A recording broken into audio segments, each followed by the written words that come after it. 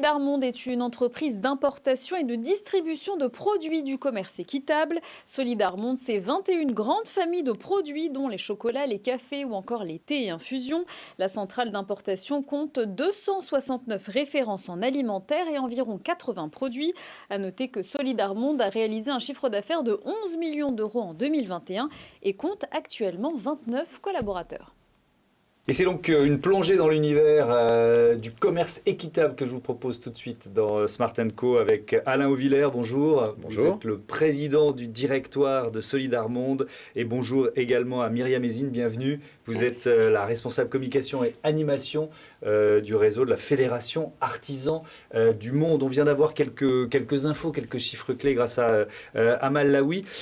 Artisans du Monde, ça existe depuis quand? Et puis il faut raconter assez vite ce qui lie vos deux organisations en quelque sorte. Artisans du Monde existe depuis près de 50 ans. Ouais. Et à l'origine de la création de Solidarmonde, donc qui est notre entreprise, Ouais. qui a pour but de sourcer des produits issus du commerce équitable, et notamment au départ uniquement aux boutiques Artisans du Monde qui ont créé ce mouvement. Et donc pour nous ça fait une quarantaine d'années, mais pour Artisans du Monde ça fait près d'une cinquantaine d'années. Donc c'est parmi les pionniers du commerce équitable en France et dans toute l'Europe. Ouais. On peut peut-être commencer en disant, en définissant, c'est quoi les valeurs du commerce équitable?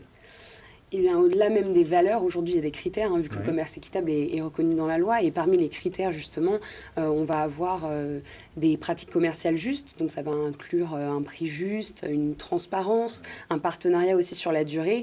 Il y a aussi la dimension des pratiques écologiques, également de la gouvernance démocratique. Ça, c'est quelque chose de très fort parce que finalement, le commerce équitable, c'est une aventure collective, donc à travers ce partenariat, mais aussi dans le cadre des différentes associations Artisans du Monde qui composent le mouvement et des organisations productrices également.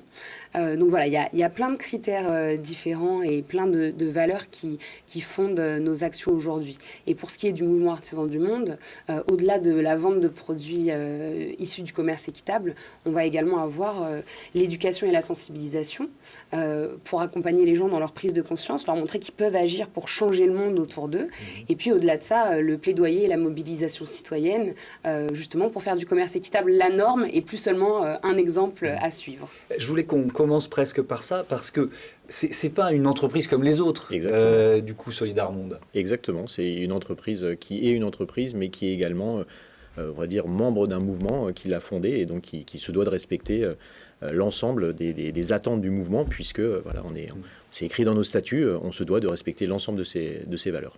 Comment vous lancez un nouveau produit? C'est quoi le point de départ? C'est une demande d'un consommateur? C'est parce que vous avez des contacts, vous avez repéré des producteurs qui justement sont prêts et vont avoir besoin de vous finalement? Eh ben, c'est un peu des deux, et c'est pas forcément sur les mêmes produits, la même origine. Oui. Ça peut être une demande d'un consommateur ici en France qui donc émerge, et du coup on essaye de trouver un produit qui peut correspondre à cette demande en essayant de créer une filière ou de trouver une filière qui existe par rapport aux filières qu'on connaît déjà.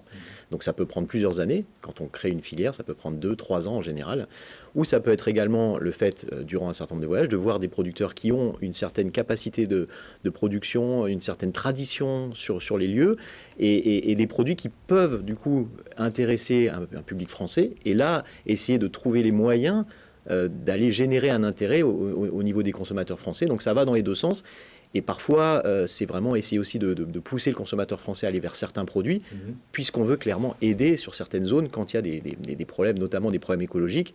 Il faut absolument aider les populations. Et là, on se doit de lancer des choses et quelque part de forcer un petit peu le trait pour aider. Parfois, c'est l'inverse. Oui. Alors, c'est intéressant parce que c'est un accompagnement longue durée. On peut prendre un exemple, c'est un produit récent, ce chocolat-là, qui s'appelle Faire Afrique.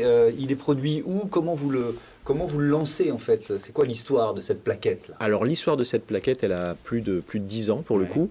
C'est la création au Ghana d'une filière bio, la première filière de produits bio au Ghana. Donc, ça met à peu près une dizaine d'années à s'installer, puisqu'il faut déjà transformer les pratiques, les cultures, petit à petit aller vers du pas du tout intensif, puisque le Ghana est quand même un des plus gros producteurs mondiaux. C'est la Côte d'Ivoire, largement le plus gros producteur de cacao, mais le Ghana est également un pays important.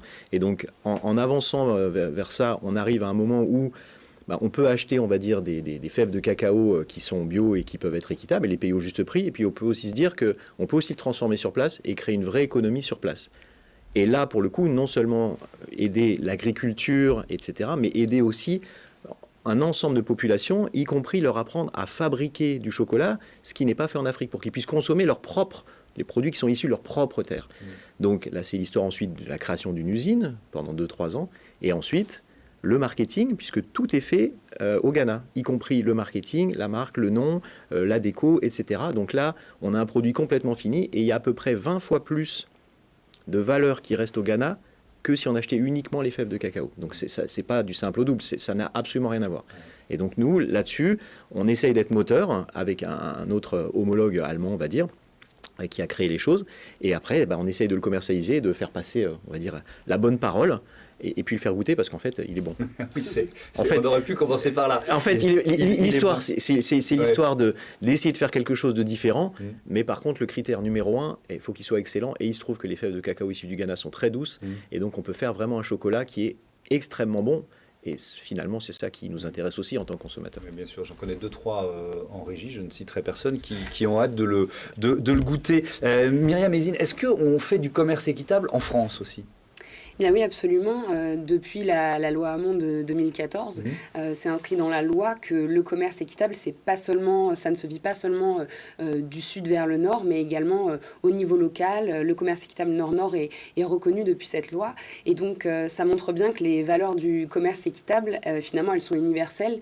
Et que quand on parle justement de rémunérer correctement les gens, de travailler dignement, de pouvoir également porter des projets au sein de sa communauté, de pouvoir se former aussi collectivement, eh bien c'est pas seulement des choses qui concernent en fait les pays qu'on appellerait du Sud, mais en France aussi, on le voit bien, on en a largement entendu parler, notamment les agriculteurs, agricultrices, les artisans et les artisanes attendent ça aussi et le demandent avec ferveur. Donc c'est très important que ce soit aujourd'hui inscrit dans la loi.